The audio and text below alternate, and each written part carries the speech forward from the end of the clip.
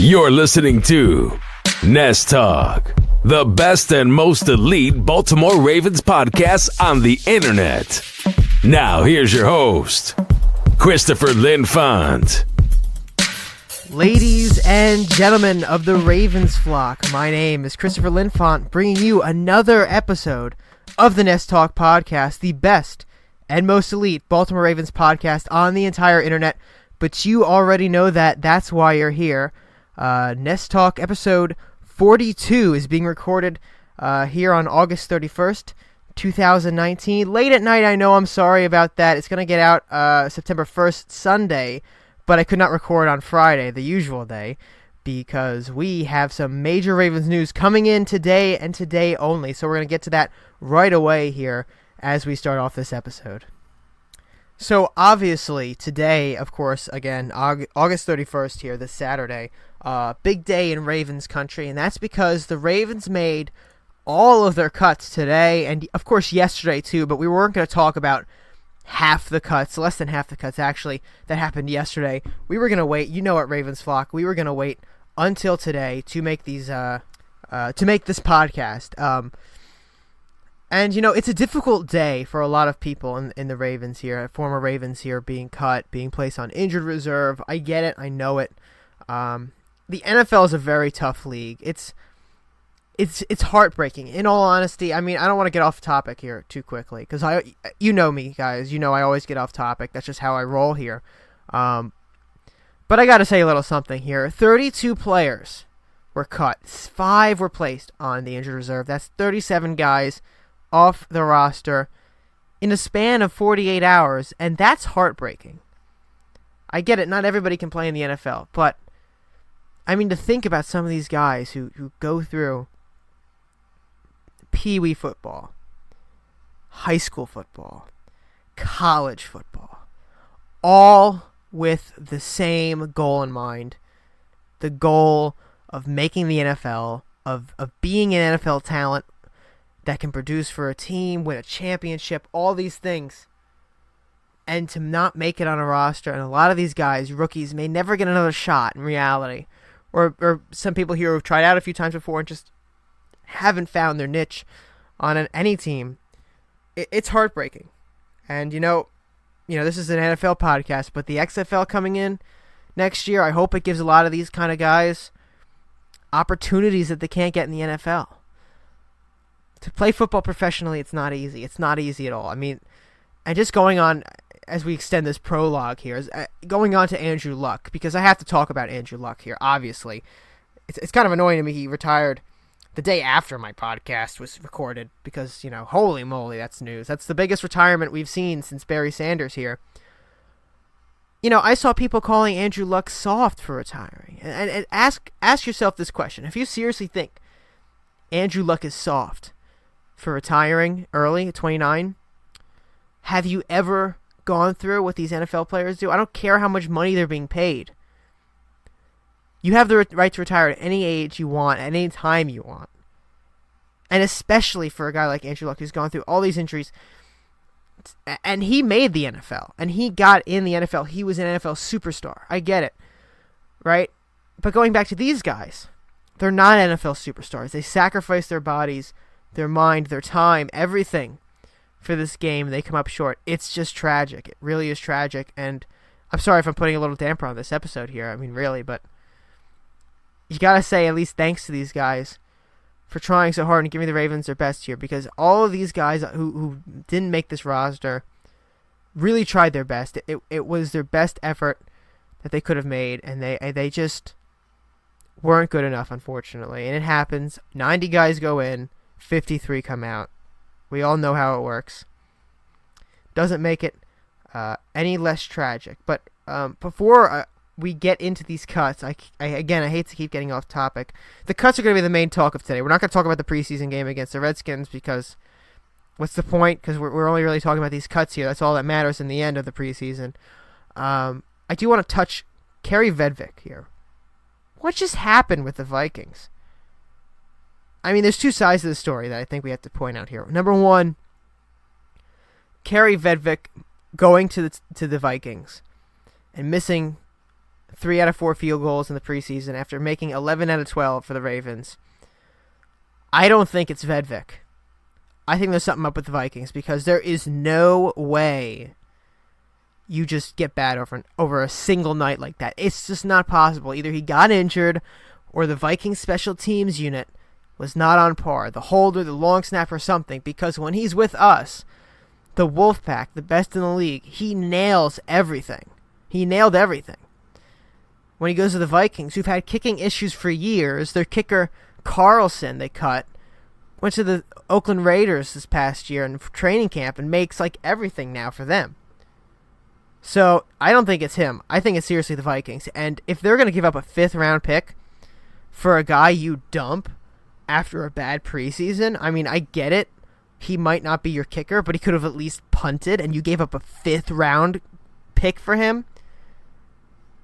That's just sad. That's a poorly run organization. I have a lot of respect for Mike Zimmer.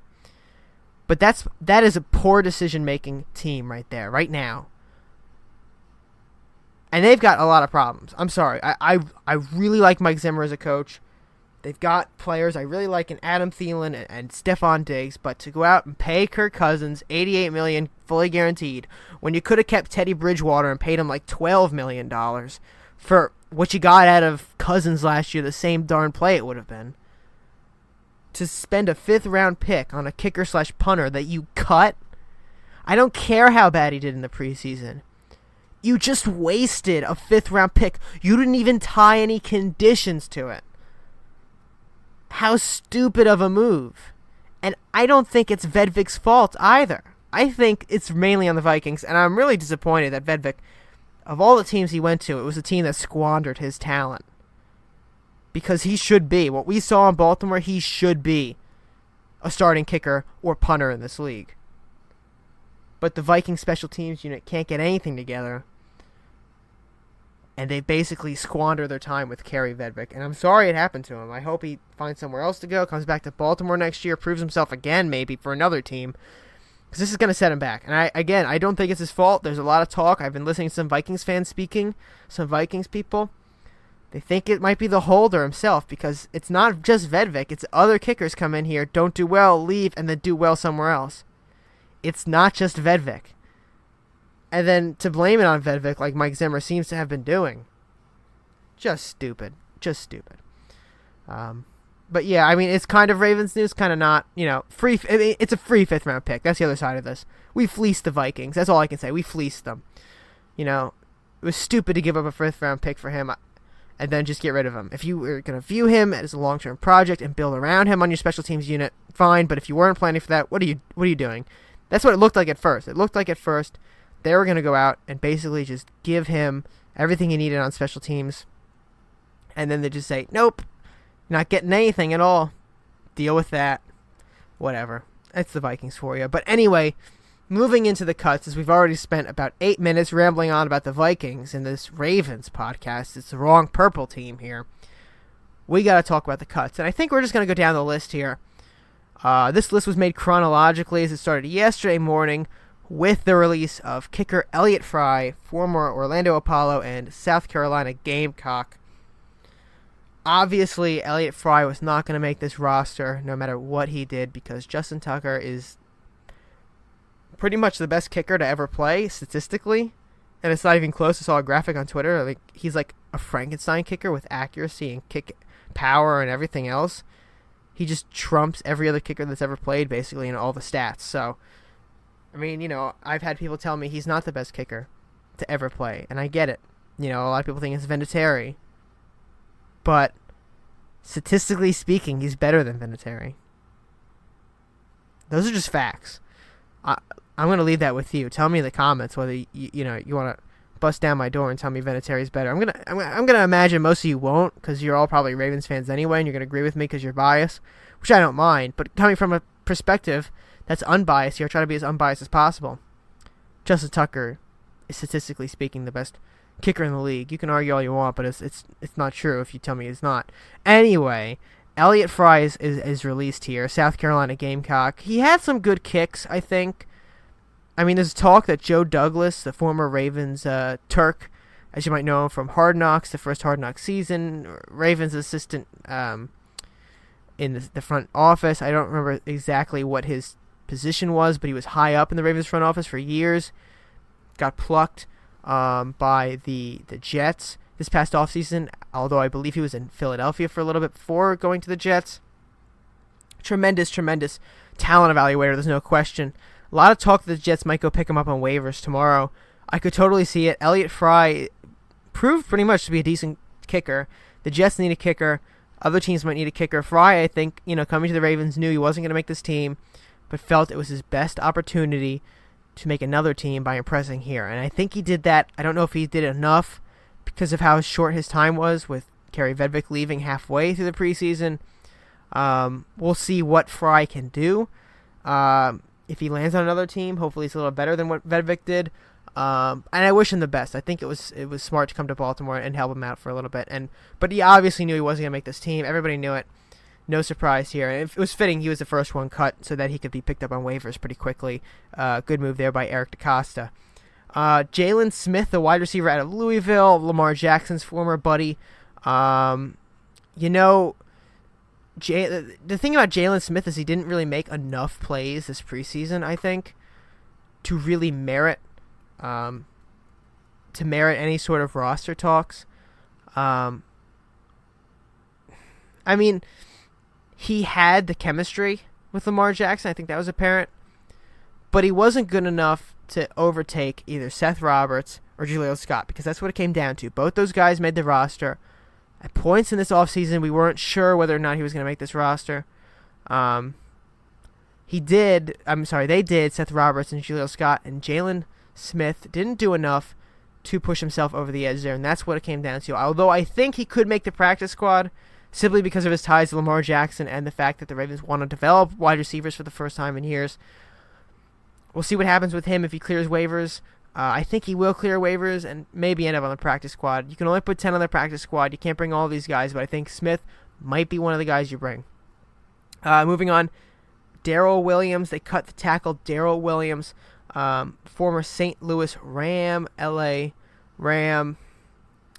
Didn't have a very productive time in Baltimore at all. Not much I can say about him, other than he just was not good enough to make this roster. They also cut Isaiah Williams. Don't know much about a lot of these tackles except for a few of them. Isaiah Williams is really no exception here. It's just wasn't their year. The tackle position, you only really had 3 spots open for him. Ronnie Stanley takes one, obviously. Orlando Brown takes another, obviously. You're not going to mess with the incumbent starters here because they're just so darn good and promising in Orlando Brown, and Ronnie Stanley is already a very good tackle. Isaiah Williams came out. I think he played for Maryland. I'm sorry, no, this is the wrong Isaiah Williams here. I'm trying to do a little on the, me, I do on the clock research here as I'm talking. I forget, I'm like, oh, where did he go to school? Let me go check. From Akron, actually, from Akron.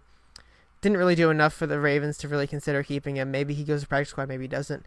Patrick Vahey is a guy I know a little bit more about. Former Texas guard.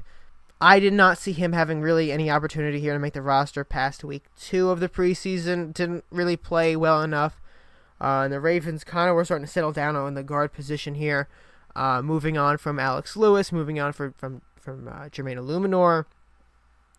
They had Hurst in there. Not Hayden Hurst, but James Hurst. Ben Powers they drafted, so he wasn't going to get cut. On the other side, you had Marshall Yanda, and you really only had room for maybe 4 guards. And they kept another guard, and that's Patrick McCary. Pat McCary made this roster, which is interesting because McCary, he's a guy that a lot of people didn't really think much of heading into training camp. But the past few weeks, we've been hearing a lot about him, and the coaching staff obviously liked him. They started him, I think, the entire second half of the final preseason game, wanting to give him that extra reps, and he earned a spot with it, and I have to say it was very impressive. And, of course, it keeps the streak up. Him and Otero Alaka are the undrafted rookies who made this roster here. Moving on, we have Shane Ray, the edge rusher, outside linebacker. from Denver, former first-round pick, and this was his chance. I think his probably best chance he could have been in the offseason. And I'm not going to say he blew it because it really wasn't entirely his position to win, because the Ravens were really hoping more to get more from Tim Williams and the other pass rusher, Tyus Bowser. And so long as they played well enough, Shane Ray wasn't going to make this roster. That was pretty apparent. But he did not do anything to help himself. In complete reality, not enough pressure in the preseason, not enough production. I don't even know if he made a single sack. He never stood out to me. Tim Williams and Tyus Bowser consistently stood out. Shane Ray never did. And it's really a shame because as a former first-round pick, you have a little bit more of a high expectation for him coming in, but he can't make the roster, and that's just basically, I'm not going to say it's going to end his career, but he's not going to have much of a career after this point. Because how many teams are going to go pick up Shane Ray after he couldn't make the Baltimore Ravens roster when he competed with Tyus Bowser, who hasn't done anything? I mean, no offense to Tyus Bowser, but he hasn't done anything since he was brought into the league. Maybe this is his year. It could be, because the Ravens like to develop their guys. Tim Williams hasn't done much. I mean, he had a decent moments last year. Pretty good moments, I should say, last year. But the injuries kind of messed him up. He couldn't get past those guys. And again, I get it. You want to give it to your younger guys who could be around here longer. But Shane Ray, he's not old. I think he's in his 20s. Pernell McPhee made the roster. Pernell McPhee's going to start. Okay? That's my opinion. Pernell McPhee's going to start. Shane Ray didn't even make the roster. So that's a major disappointment for Ray and his agent and everybody involved there. Major disappointment. Silas Stewart didn't make the roster. I talked to him before in my undrafted rookie article I did back with him and Michael Onwoha. None of them made the roster. Onwoha was cut earlier after he broke his wrist, I believe. But Stewart, I mean, a lot of people think he might be able to make the practice squad. Inside linebacker. Ravens like to develop these guys. It's possible. We'll see if he clears waivers. I think he will. I don't think anybody's going to pick him up. Matthew Orzek, long snapper / tight end. I think he's more of a long snapper, or was for the Ravens. You're not going to replace Morgan Cox. There's no reason to right now. He's doing fine. He's not that old anyway. Doesn't need to retire right away. You can find a lot of long snappers. It's not the hardest position in the world. And don't get me wrong. It's a position. Any position in football is difficult. But I would imagine there's a surplus out there of long snappers who can do the job. We oftentimes see kickers who can't do the job. It's very rare to see a long snapper problem on a team. It's very rare to have a long snapper deficient team. So when the time comes for Morgan Cox, I mean, maybe it's going to be Ozarek, maybe it's going to be somebody else. But, at least he tried. Maybe to find another team soon in the future it's a good starting point for him. Michael Floyd, former Arizona Cardinals receiver, was cut. Not surprising. But Michael Floyd did some nice things this preseason that made me wonder if he could make the roster. But at the end of the day, like Jalen Smith, he really didn't have the opportunity to do so because the Ravens didn't have the space for him. Floyd is much older than Scott. He's much older than Seth Roberts. He's a guy that's been around for a while. He's a proven veteran. I'll say that about Michael Floyd. He's a proven veteran. He can do things. But he's bounced around teams for a few years, and to make this roster, the Ravens wanted to find guys they could depend on at wide receiver, and Michael Floyd had some nice moments, but at the end of the day, can you depend on him? He's older, and he's been in trouble before. And I'm not saying the Ravens cut him for that, because I think he was outplayed, too, by Jaleel Scott, especially in that last preseason game, where Jaleel Scott basically just had no one able to cover him against the Washington Redskins. He put on a field show. So Michael Floyd couldn't make the roster past him, Seth Roberts, Chris Moore. I mean, Chris Moore had a fantastic preseason. Some people were in doubt he could make the roster at the beginning, but he shut them all up.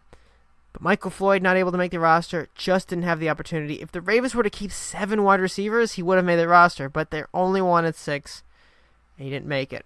Another one to fall victim to the wide receiver surplus for the first time in years is Joe Horn Jr. Made a lot of plays in OTAs, kind of fell off in training camp. He impressed me at sometimes, at others not so much. I think he could make the practice squad somewhere, whether it's with us or not. son of a former NFL player, might have a little bit more leverage than others in these practice squad discussions. But he was classy to work with. I know he tweeted out like a thank you to the Ravens. Glad he participated for us. I think he had a shot to make the roster at one point, but he kind of lost that shot once Jaleel Scott really cemented his role as the sixth receiver and might even have a bigger role than we think in this offense. Joe Callahan was cut, former Green Bay Packers quarterback, went to Wesley in Delaware. I mean, hey, the Ravens seem to find these quarterbacks that can do well enough for the preseason here. Joe Callahan was one of them. I mean, he was no Josh Woodrum for us, but he was Joe Callahan. He made some plays when it counted in the preseason. I think he did well. Don't know if he'll end up on a practice squad. This might be the end of his career here. Obviously the Ravens were going to keep a fourth quarterback. If they didn't draft Trace McSorley, he could have made the roster. But Trace took the opportunity and just ran with it. There's no question that Trace had a phenomenal preseason. Callahan really had no chance to make this roster at any point just because of them drafting Trace. That's the sad truth. Willie Henry got cut. This was surprising because the Ravens yesterday, I was out and about, finalized their 11 picks. Fine. I'm sorry, cuts. 11 cuts. Fine. Finalize them. Boom. Then all of a sudden, out of absolutely nowhere, bing, phone buzzes. Look down. Ravens are cutting Willie Henry. I'm like, what? They're cutting who? Willie Henry? I was shocked. I was flat out shocked that they cut Willie Henry. I didn't know what to say at first. I had no idea because I had absolutely no intelligence that they were going to cut Willie Henry. I had nobody saying it to me, no rumors anywhere. It came out of left field, and now the Ravens actually are left with 5 defensive linemen. Willie Henry is not going to be a free agent for long, I'll tell you that. I mean, look, he was never a great player, but he was a solid player that did things for us that were serviceable. And the Ravens cut him. They flat out said, nope, we're done with you, Willie. I mean, I guess he wasn't up to expectations. He was a former 4th-round pick. Never really hit the exact expectation the Ravens wanted for him. And they had to just, at this point, I guess they just wanted to dump it. Because, I mean, the trenches are the big focus for the Ravens defense. They want to win in the trenches, force you to throw in the secondary that you can't throw into. That's what they want to do. And if Willie Henry is not someone that Coach Harbaugh, Eric DeCosta, GM, can't rely on, if he's a guy they can't rely on, then I guess you have to cut him. But I was very surprised by this. I thought he would make the roster as the final D tackle. I didn't really think there was room or any much of a reason to cut him, but the Ravens wanted to part ties with him, thought he was done for, and it shocked me. It really did, especially because it came after the announcement of the releases. I think they officially waited to do that because they wanted to get him on today's waiver wire instead of yesterday, so they had an opportunity to trade him, which they did not. So he, I mean, there are other trades made today, obviously, Texans, but Willie Henry was not traded, so the roster spot, they couldn't get compensation for him. But it is shocking to me that this happened. I didn't know what to say. I mean, I don't even know. I mean, he's the headline of this class here, of this cuts class, because I really thought he would be on this roster. I didn't consider him at any time to be in jeopardy of losing a spot. But, I mean, hey, he never played exactly what the Ravens wanted for him.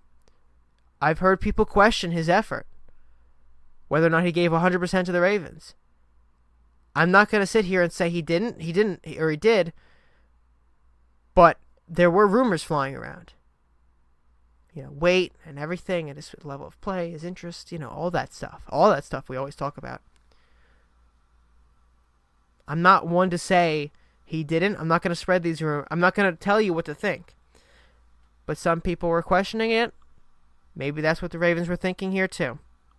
Or they've got other plans at D-tackle. Don't know who, though, because they cut others. And we'll get to them in a second here. But first we're going to hit Charles Scarf, the tight end, who I actually almost put on my predictions to make the roster just because I didn't know if the Ravens would really run with 3 tight ends. But with Patrick Ricard in there at fullback as an extra blocker. I figured you wouldn't need a tight end to be an extra blocker, an extra tight end as a blocker. So Scarf doesn't make it, but I really think he makes the practice squad unless he gets picked off by the waiver wire, which would pretty much be tomorrow, I believe. I think that's when teams can start doing that. It's possible. Who knows? We'll see. I hope he makes the practice squad if he's not picked up by another team on waiver wire, because I did like what I saw from him. It wasn't that much, but it was enough to make me think he had potential. Moving on here, we got Zach Seiler. This is a bit more interesting of a cut than others here. Zach Seiler, Ferris State, last year's 7th round draft pick, defensive lineman, another one gone, another draft pick out the door for Baltimore. What happened here with Seiler? Didn't produce. Plain and simple. How many times have you heard Zach Seiler's name this preseason? Honestly. When you're watching the preseason games, all 4 of them, how many times did you hear the announcer go, Zach Seiler with the big tackle, Zach Seiler breaking in, Zach Seiler with the sack, Zach Seiler with the tackle for loss, Zach Seiler strips the ball? Or Zach Seiler at all? I don't recall hearing his name at all. And the reason for that is he wasn't producing plays. And, 7th round draft pick, you don't hit very often in the 7th round. I get it. We don't hit here with Zach Seiler last year. But, I was really on the fence whether he's going to make this roster. I don't remember what I predicted. I think I predicted him to be on the roster. I was very much on the fence. But, here it is. He didn't make it. And this is more surprising because once I said Willie Henry was not coming back, I thought, okay, well, it's either Seiler or it's Gerald Willis coming back. And this is one of the guys I told you they cut afterwards that made me think, why are we keeping 5 guys? And obviously now Gerald Willis didn't make it, but we'll talk about him. We're going chronologically here as it was announced. So Seiler doesn't make it. More surprising, I think than not, only because of the circumstances with Willie Henry. If it was reversed, if you told me that Seiler got cut before, it didn't say anything about Willie Henry, I would have been like, oh yeah, I could have seen that coming. I got it. But after Willie Henry, it was more of a surprise. Donald Payne, the inside linebacker, got cut. No surprise here. He didn't do very much this preseason. He did some special teams things that I think the Ravens had some value for him at. But with Justin Bethel at this roster, and Brendan Trawick producing and competing as well, it was going to be difficult for Payne to make the roster as a special teams player alone. Not able to do it in the end. It's not too surprising either because the Ravens did keep another inside linebacker in Otero Alaka undrafted. But Payne, I think, could be a practice squad guy, although I'm not sure whether or not the Ravens are going to go that route. Bennett Jackson didn't make the roster. That's no surprise there. He's been around a little bit. I think he was on the Giants at one point. But Bennett Jackson, he's a guy the Ravens had, I think, 2 off seasons in a row, and you knew he wasn't going to make the roster. You have the most stacked secondary in the league. Even without Tavon Young, I think it's still a stacked secondary. For him to make the roster, he would have had to play lights out and beat somebody else out, which, it wasn't going to happen. Let's be real. So, maybe he did enough to be picked up by somebody else. I don't think he's practice squad eligible anymore. So he'll have to wait until another team opts to take him in free agency. He's not on the waiver wire, I don't believe, because he is more of a veteran than these other guys. Next cut is Marcus Applefield, offensive lineman from Virginia. Not surprising, Applefield didn't do enough at all at the offensive line to really make the Ravens want to keep him. That's really it. RJ Prince also got cut. He's a guy I think that some people are projecting to go on the practice squad. RJ Prince, former Pittsburgh Steeler. I think he played for UNC. Don't hold me on that, but I'm pretty sure he did. But, Prince, he could make the practice squad. He might not. He definitely has a better chance than Marcus Applefield because Applefield didn't do anything this preseason that made me go, wow, Marcus Applefield. Gotta keep him. No, didn't do that. RJ Prince has a little more value than Applefield, I think, especially with the experience behind Prince. So the Ravens might keep him on the practice team. We'll see. DeLance Turner got cut, and look, I feel bad for DeLance because this is his second year trying out for the Ravens. Didn't make it last year, got brought up at some point off the practice squad, but watching him in the preseason, DeLance Turner is special. I honestly think that he can make it roster in this league, I think he's going to get picked up off of waivers. Watch out for the Texans, because the Texans are going to come looking for another running back. They just traded for Carlos Hyde. They're going to look for Lance Turner here. I wholeheartedly believe he might end up on the Texans or some other roster because he impresses me. Every time he's out on the field, he always fights hard for those yards and is always breaking runs. But on a team with 3 running backs that are not way above him, but they're above him, wasn't going to happen. And they weren't. I mean, even if they did keep a 4th running back, Kenneth Dixon was there. Who's not there now, but we'll talk about it in a second. But Lance Turner really didn't have an opportunity to make this roster. More of a tryout for other teams or practice squad. Again, I think if he's eligible. The Ravens would love to have him back on the practice squad, I think. But he's got to clear waivers first, which I am not confident he can do. Which, honestly, if he doesn't clear waivers, good for him because I want him to get on a team because I really like him as a running back. I really do. I think he's a good running back. But he's not going to get, a lot of time with the Ravens here if he sticks around and it's on the practice squad. Aaron Adoye is cut, linebacker. Don't know much about him, in all honesty. Didn't stand out in the preseason. Not much there. EJ Ajaya, I think he's from North Texas or something. Didn't do very well in the preseason. Didn't stand out. Gerald Willis, defensive tackle. This is the other defensive tackle that got cut. That kind of surprised me after Willie Henry was cut. So the prevailing thought was they were going to keep either Seiler or Willis, and then they cut Seiler, and Willis is there, and I'm like, okay, well, Willis didn't do anything this preseason. Overhyped all offseason because he should have been a 3rd-round pick at first, then he fell to undrafted. Obviously, you see why he gets cut, because he didn't do anything. And after Willie Henry didn't make the team, after Zach Seiler didn't make the team, the assumption was that, oh, wow, Willis must have made the team. Wrong. Willis didn't make the team. He didn't play well enough to make the team. In fact, he never played well enough to make the team, which is what made the cut of Seiler and Willie Henry even more shocking. Because now they've only got 5 defensive tackles. And one of them is Pat Ricard, who plays fullback too. So you can't use him every single play. You're going to wear him out.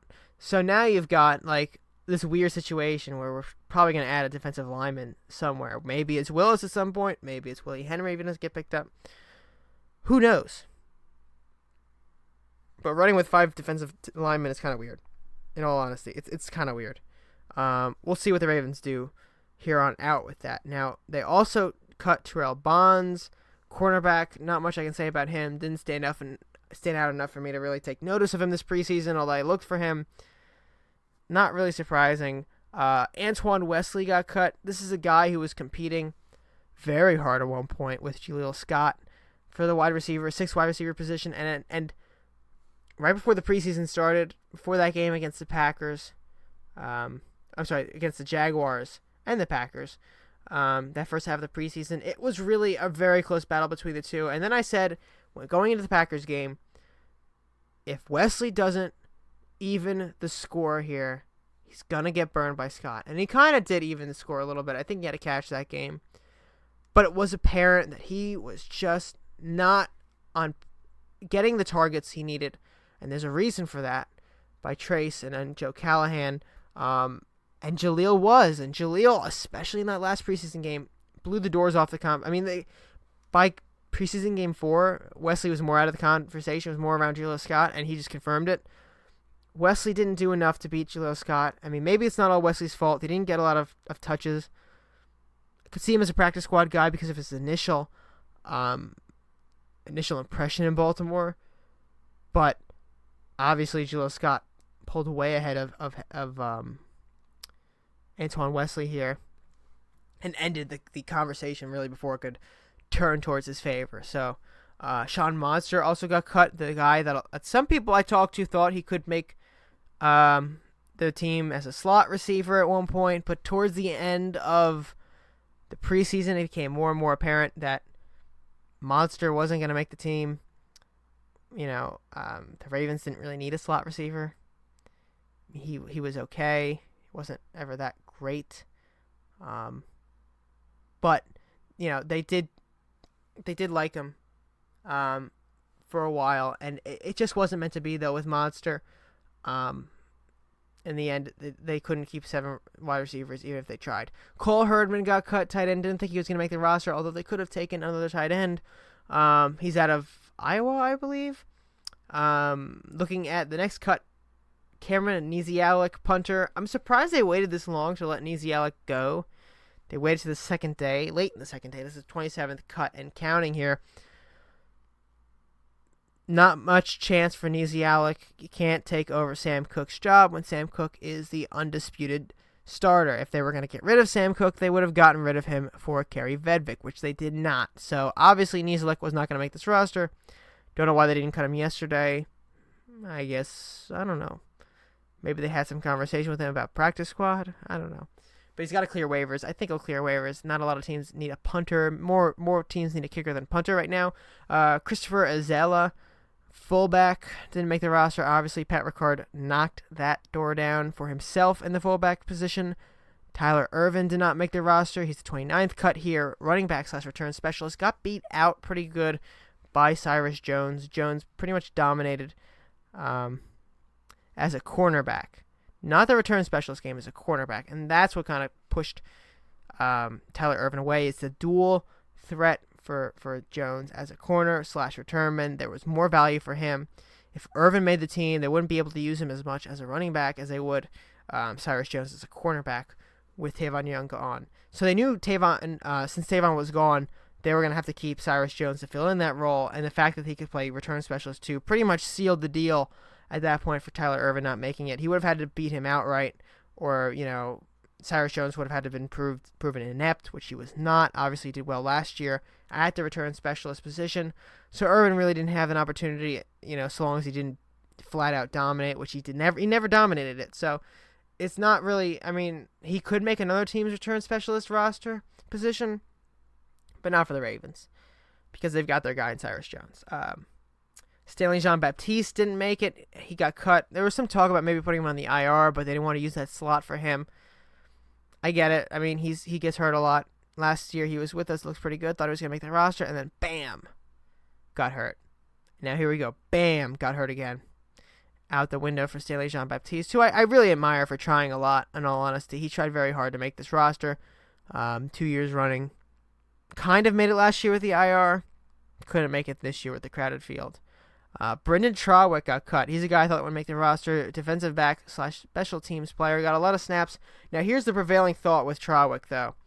Jeff Zrebiec of The Athletic, who I totally recommend you follow his work. He's, I don't like to really say that someone's, better at covering the Ravens than me, but he's better at covering the Ravens than me. Jeff Zrebiec is an insider for the Ravens. He's always got the scoop.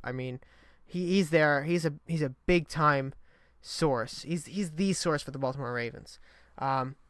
So he's basically saying that the theory is, the expectation, I should say, not theory, expectation, is that Brendan Trawick will be signed either Sunday or Monday back to the roster. Now, this, you might be asking, so why didn't he just make the roster outright?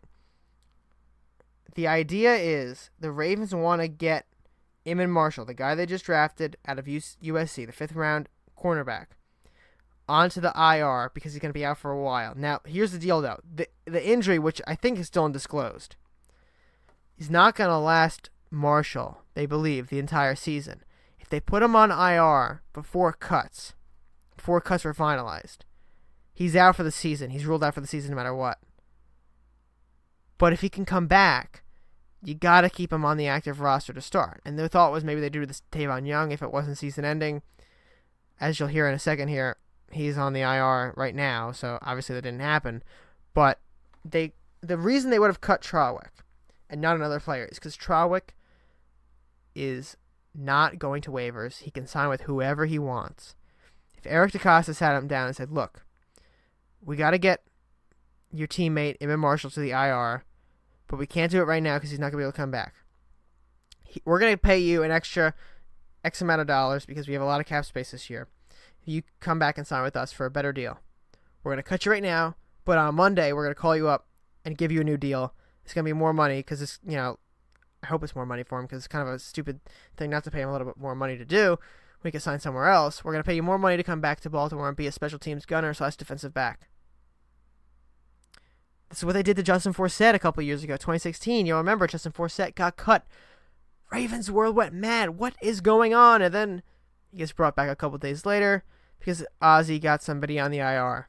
It's a page out of Ozzie's playbook. Eric DeCosta's just going to do it with Trauwick, it sounds like, which I'm happy about because I like Trauwick and what he brings to the Ravens as a defensive back and special teamer. He played better than at defensive back than I thought he was going to play. And, of course, that special teams value for the Ravens is tremendous. Last cut to talk about, Maurice Kennedy did not make the roster. Saw this one coming. Mo Kennedy, I mean, I thought he could always do something for the Ravens, but year after year it didn't really pan out for him. He never really took the step that we were all hoping for him to take, never took it. This is the year he finally doesn't make the roster, and he didn't look good at all in the preseason, always kept getting beat. It just felt like time to move on from Kennedy, who, I mean, there were times the Ravens flock had a lot of expectations for, and maybe it was too much because he was, I think, a low-round pick. I don't remember if he was undrafted or a low-round pick, but I think it was a low-round pick. Maybe it was too high of expectations for Kennedy, but he did show flashes at the time, but, you know, never could develop into the guy the Ravens wanted him to be. That concludes all the cuts. We went through all 32 cuts. 5 players went to the injured reserve to make the 37 roster moves the Ravens needed to make. First off is Kenneth Dixon. I wasn't even sure that I didn't even know Kenneth Dixon was injured until he got put on the IR. I mean, it's Kenneth Dixon. He gets injured like after every 4th play he's on the field, 5th play he's on the field. So like, I mean, he got injured I think against the Jaguars, if I remember correctly, the Packers, and then the Redskins. And then he came back, I think, in all those games, but still, something happened to him. I think in that Redskins game, he went back in, but it was the Ravens probably didn't want to give him up. This is probably an IR stash essentially. They weren't going to keep him, but they have an out, and that's the out. Same they did to Chilla Scott last year. Tavon Young got put on the injury reserve. Obviously, the neck injury, super scary stuff. He's going to be okay though, but it's season ending.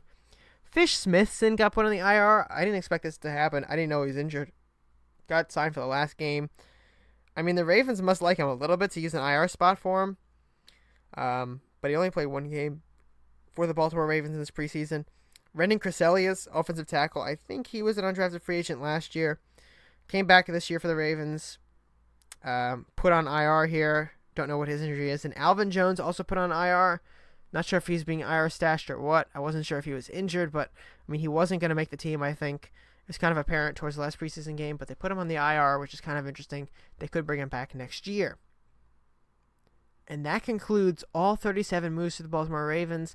Again, they're probably going to make a move on Sunday or Monday regarding Brendan Trauwick, bringing him back and putting Biggie Marshall on the IR. And that's all we're going to talk about this week because this is really the only news that matters right now. The Ravens are going to head into Miami next week, but we have Nest Talk on Friday next week, and we'll talk about that game right there. Ryan Fitzpatrick declared the starter over Josh Rosen, and today they also traded Laramie Tunsil and Kenny Stills to the Houston Texans. This is perhaps the most talentless offense, talentless defense, talentless special teams, talentless roster in the entire NFL, maybe in NFL history.